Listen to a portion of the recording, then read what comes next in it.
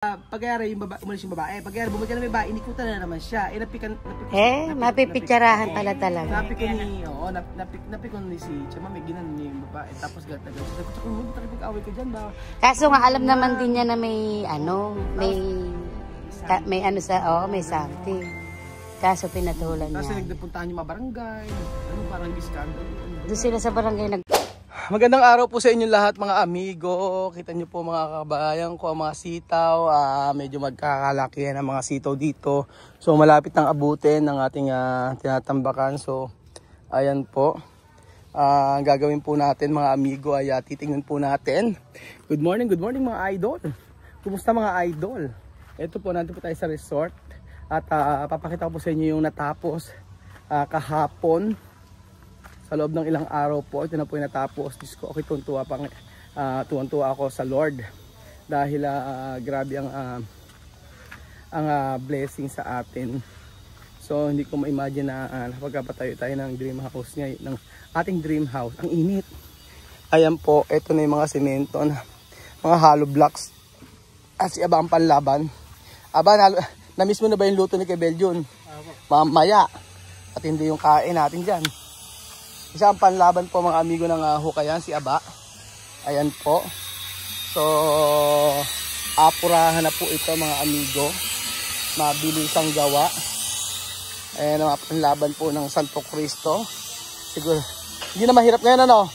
Hindi kagaya dati. Dati ba't ba ano yan nangyari? Meron mga buhos yan? May buhos na lahat. May buhos na po ito mga amigo lahat-lahat. At syempre, ayan po, may mga buhos-buhos na yan. Oo. Tapos, titingnan natin isa-isa.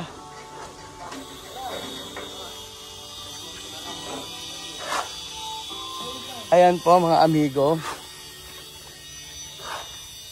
Ayan natin mga walang uuwi, may pakain. Ayan, may biga, talagang biligaan. Yung kabila okay na no. Ito na po mga amigo. Ngayon ako ipapakita sa inyo talaga na ikakato. Ba't ang si Lolo Mayo? Di ba mga amigo, meron na bilisan na lang yan. Yun ang yung padire, ano na lang. Huwag mo na lagyan ng tawag doon. Dire-diretso lang pantay. Ibig sabihin, huwag mo na lagyan ng poste. Itago mo yung poste. Pantay mo lang. Di ba? Flat lang, no? Wala makakita ng poste. Wala makakita ng poste. Ganyan, maganda yung ganyan. Huwag na lagyan ng ano. Maganda lang yung ganiri. Kesa yung may... Gusto mo ng kape? Timplahan kita. May mirada ka ba? Pero hanggang saan ninong yan? Hanggang dito, ano? Tapos ito, diretso mo pa ganon. Paikot. Ikutin mo na. Diba? Ganon din eh. Hiyuri na natin yung may gulay doon. Hindi, isama mo na. Hindi, unahin natin ito. Para makapitas sila ng gulay doon. Maraming bukay sitaw, baka pabayaran sa atin. Oo nga, no? Magkano ba sitaw? Mabili na lang ngayon. Kasi kailangan natin eh. Dadain po? Hindi, padiretso mo na to. Yung sitaw, bibiling ko na kamo ngayon. Kailangan niya ngayon eh. Ikaw na ako mausap. Ayan. Tapos po mga amigo, ayan ang mga bayabas na ito, diniretso na siya. Pinadiretso ko na hanggang dulo. Tapos, dalawang span pa dito. Tapos papabuhusan natin yan, padadiretso natin, tapos papatambakan natin. So itong mangga, parang ayokong putulin. Sayang kasi, iinit lang. Ayan po. Ito kay Princess, tapos pagkayari, magdire-diretso rito. Yung span lang naman yan, paikot na hanggang dulo. Diba, kulob na. Ayan po. Ayan po mga amigo.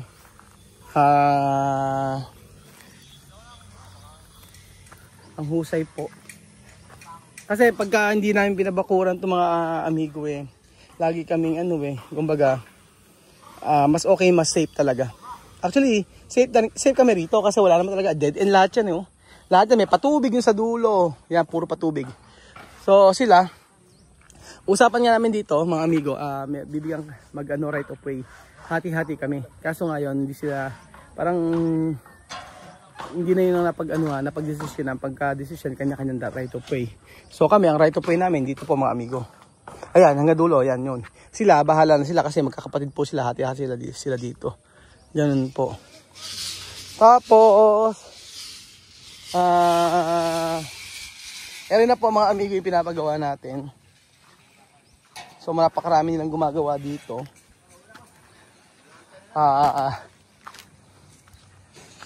Dito si Lolo Mayo. Lolo Mayo, hindi ka maggugulay yan? Wala kang tanim? Nabaha na? Tagal mo na wala. Naggulay ka? Ano tinanim mo? Saluit lang, saka ang palaya. Saluit po. Nalubog na siya. Ala na. Ayan, ganyan-ganyan ka na lang, oh. Diba? Madali din trabaho. Buti nga boss, nagpagawa ka, may hanap buhay kami. May hanap buhay. Kaya mahirap maggulay yun eh. Mahirap tagulang pa. Tapos pagka naggulay ka kasi, bago pa anihin, mag-aantay ka pa, 3 buwan. 3 buwan bago anihin. 3 buwan. Kaya, yun pa sa alagaan mo pa, dinadamuhan, gano'n. Dinadamuhan din. Oo. Ini-spray din. Ba't marami na to, saan magagamitin to? Poste rin. Boss yan, nakakabiga. Sa poste at biga ito. Marami nila pala yan, Gawa lang kayo ng gawa. Gahol pa boss yan, mga 2 ganyan pa karami. Ganyan pa, saan to? Sa biga? Oo, paikot. Paikot. Kulang pa, saan to? Pataas. Poste naman ito. Poste naman yan. Ilan ba kayo gumagawa? Nagpatulong ako at maagad ako nung malakas magkabit sila ba? Saan yan? Ito sa ano to? Sa mga poste. Sa pa-poste. Mabilis kasi sila abang mabilis maghukay sila aba eh. Ayan po mga amigo, sobrang taas po ng ating pinapagawa. Ang first floor pa lang po yan, tapos ang flooring doon. Ganyan po. Ating bed yat, dating bed to nila i-bed yun ata ito. Pumutan ko na kanina. Dito magandang pahingahan. Hindi magandang pag pinutol to mas sayang. Maganda may isang mangga rito. Sayang pag pinutol Sayang eh. Nagtatanong ako ng gamit sa kanila yung pambomba para mamuhan. Kaya mong sprayan? Dahil yung sprayan boss. Sprayan nga natin Magdadala silang gamit na pang-spray. Oo, sige. Kahit bumili na lang. Kaya nga po. So ayan po mga amigo, papakita ko na po sa inyo ang natapos hanggang ngayong Sabado. Tsara, mataas po siya. Ang gusto ko mga amigo, tingnan nyo, napakataas po ng ang ating rito. Ang ating ganyan po, gano'ng kataas yan. Ganyan siya kataas. Ito pa lang pagpasok nyo ang taas ng ceiling niya. Para siyang building. Tapos sa kabila may ganun din. Mga malaking ang mahal lang talaga. Actually mga amigo, ang mahal ito kasahod. Oo. Pero yung mga materyales, for example sa gaya ngayon, hindi naman siya mahala. Semento, hollow blocks. Yun lang naman, tsaka bakal. Bakal medyo mahal. Pero ayan. Diba? Ang bilis. Dito kasi, sa mga nagsasabi po bakit yung kilit sa mga hindi matapos-tapos. Dito kasi mahal ang materyales. Yung mga labor, mahal din. So inuunti-unti lang niya. At mahirap makakita na, mahirap magpagawa doon ng mapakaraming tao na gagawa. Alam niyo kung bakit? Iisipin na maraming pambayad, kaya ginagawa ni si Mami pag nagpapagawa ngayon, 3-4 ganun lang, hindi maramihan. Tsaka ito tingnan nyo na meron tayong CCTV ito, nakikita natin yung ginagawa nila. Ay taas na po mga amigo, dami nilang gumagawa rito. So hopefully po ay maitagpos natin ito ng maayos. Pero sa ngayon pa lang, ayan po. Ito ang kwarto. Diba? Naitagpos na. Silipin nyo may kwarto. Ayan. Kwarto nila. Lola Eden. Kila Ate Christina. O, yan. Yung kwarto ni Kuya Belgium na... Yan, kwarto ni Kuya Belgium. Tapos, kwarto ni Kuya Belgium may CR. Ganyan siya. Kaso magiging matibong to. Bababaan natin yung CR. Siguro. Pwede na mababaan yan eh. Actually yung CR pwedeng babaan. Hanggang dyan lang yung ano niya. So ayan na po mga amigo. Isipin nyo ganyan kataas.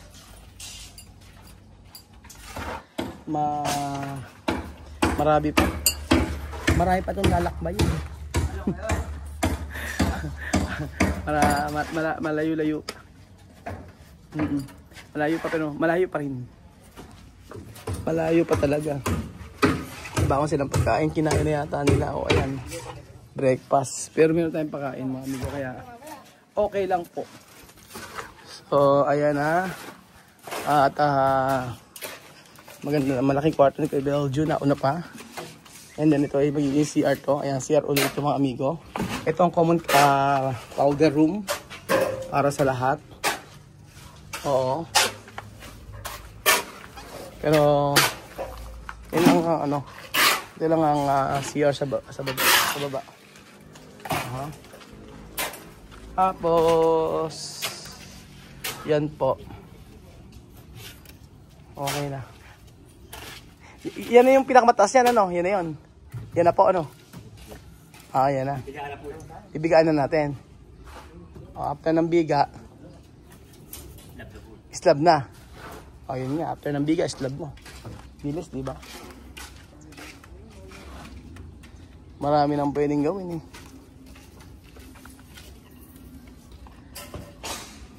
Kaya lang, pagka na islaban, tsaka na buhusan to, ang ano nito mga amigo, yung sa pagkatanggal ng mga pagtatanggal ng mga mga bakal. Kasi po I think 20 days or 25 days basta ganun. Yung gano bago tanggalin yung mga poste. Ayan, medyo mainit. Maganda panahon. Mas okay naman na mainit kaysa umuulan. Lalo na pagka ganyang nagpapagawa ka. Pag umuulan ay pinahihinto namin eh. Ayan po mga amigo. Ayan na. So loob ng ilang araw ang dami na naigawa. Naitayo na. So dami naman. Tapos ang ganda kasi nito mga amigo, ito yung pinaka niya. Pintuan niya, oversize sa pintuan niya, ganyan kalaki. Ganyan po siya mga amigo. And then iba-ibang gumagawa eh. Wait, parang ilang kayong gumawa? 15. Ba't isang araw 16 may absent? 15 silang gumawa. Ayan. Mga panlaban sa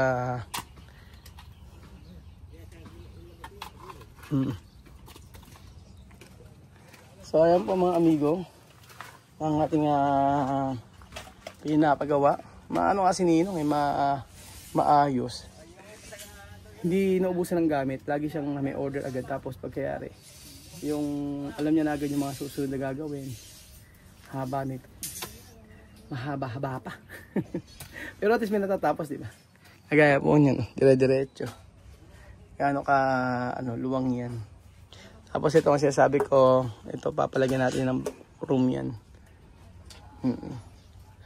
Ayan po. Sarap. Hindi na po tayo kakain ng kanin ngayon. Saging-saging lang muna tayo. Nagutom nga ako kasi nga umikot ako doon sa may pinapagawa, napakainit. Yung musika bedyo mas pagod na pagod din. Kala mo naman.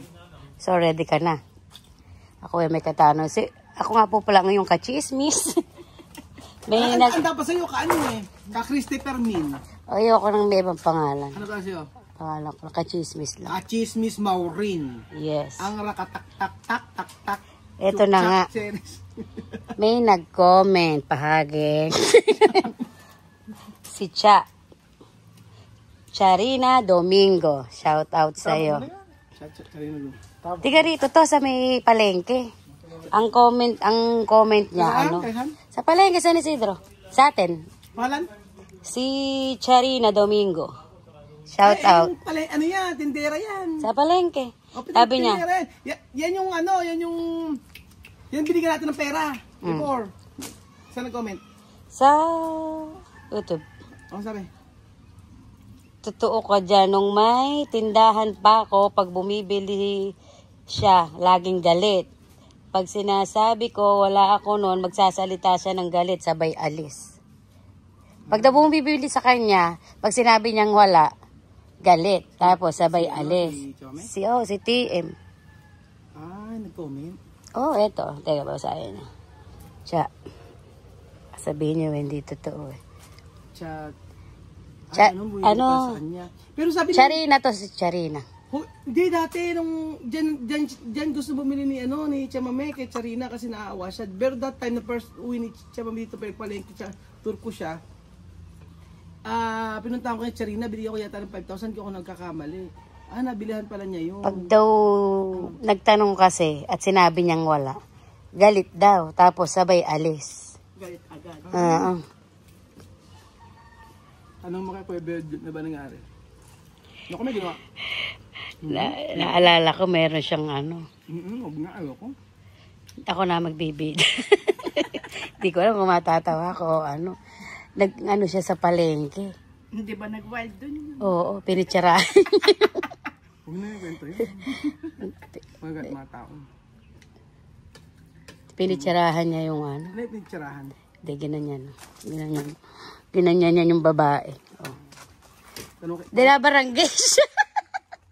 Oo nga. Si Kuya Belgium. Takbo. Si Chamame ka, andun. Nakikipag-away. Hinawakan na kanya yung damit ng babae. Dadala sila sa barangay. Hindi, yung time yun na ano yun. Yung time yun na bumibili kasi yung sabi. Bumibili sila sa palengke. Ngayon, sabing ganon,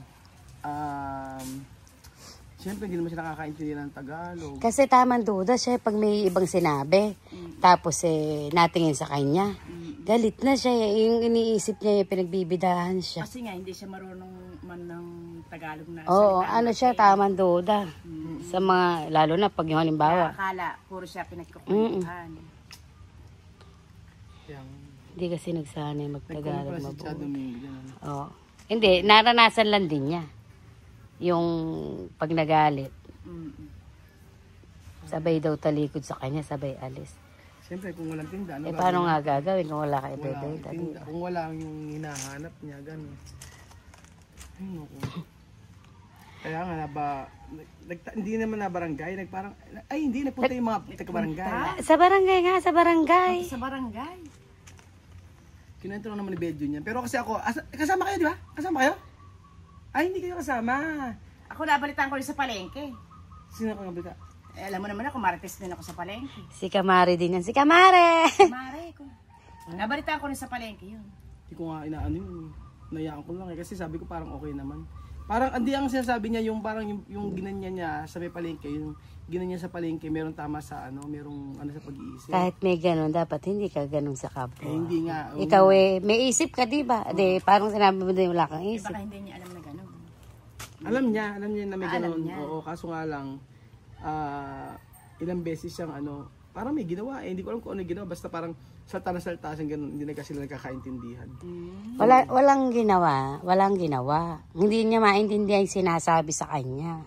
Siguro, kung parang nagkakataasan sila ng boses, nainis na si Chamang. Alam ko na ganito. Natatandaan ko na umikot-ikot kasi siya. Ikot-ikot siya. Halimbawa, inikutan siya ng inikutan ng babae. Tapos pag umiikot lang sa babae, nakatitig lang sa kanya yung babae. Siyempre may tama, merong siyang sa pag-iisip. Inukutan siya ng babae, tapos pag umalis siyang gano'n. Pag yung babae, umalis yung babae, pag bumalik na may babae, inikutan na naman siya. Mapipitsarahan pala talaga. Napikon ni si Chama, may ginanon niya yung babae. Tapos galit-galit siya. Sabi ko, tsaka mo, ba't nakipag-away ka dyan ba? Kaso nga alam naman din niya na may may something. Kaso pinatulan Tapos niya. nagpuntahan yung mga barangay, parang iskandalo. Ano ba Doon yan? sila sa barangay nag-usap. So, ewan kay Bedyo, si Bedyo nakasama, ala kasi ko doon, nasa sakin lang ako. Usually pagka namamalengke, nung time na hindi na ako sumasama, sa sakin lang ako kasi marami kong ginagawa, nag-i-edit ako. Ganun. Takot na takot si Kuya Bel. Takot ako si Bedyo. Puntahan mo Eka si Chamami, andun Eka sa barangay hall. Pag-usap yung...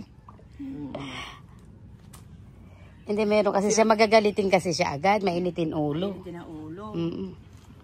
Maano siguro, baka high blood siya eh. Totoo lang. Oo, diba? Taas ang blood pressure niya before. Mainitin yung ulo niya. Madaling uminit yung ulo. Ngayon, isa palengke, wala mo siyang problema. Sa totoo lang, ewan ba't Kilala na din siya sa palengke. kilala siya, siyempre, nahanap na ngayon eh. Kasi Nag-ano lang siguro si Charina. Ano ba? si Charina, dati yung kitindahan yun, ngayon Hindi, sarado na siya. nanood lang siya. Oo. Tapos nag-comment. Nanonood kasi yan talaga si Charina. Ngayon, nag-comment. Yung dating ginagaya niya si Chamami ata. Oo, parang gano'n. Tapos binigyan ko ng pera yan. Parang pampuhunan niya. 5,000 lang ata. Yung gano'n. Oo. Kaya, ang init. Sobra. Ay, nako. Ganun talaga ang buhay. Tapos naman na. Napag-usapan lang naman. Kasi may nag-comment nga na gano'n, di ba? Halika, kumain na nga lang tayo. Paalam na po muna. Let's go. Goodbye.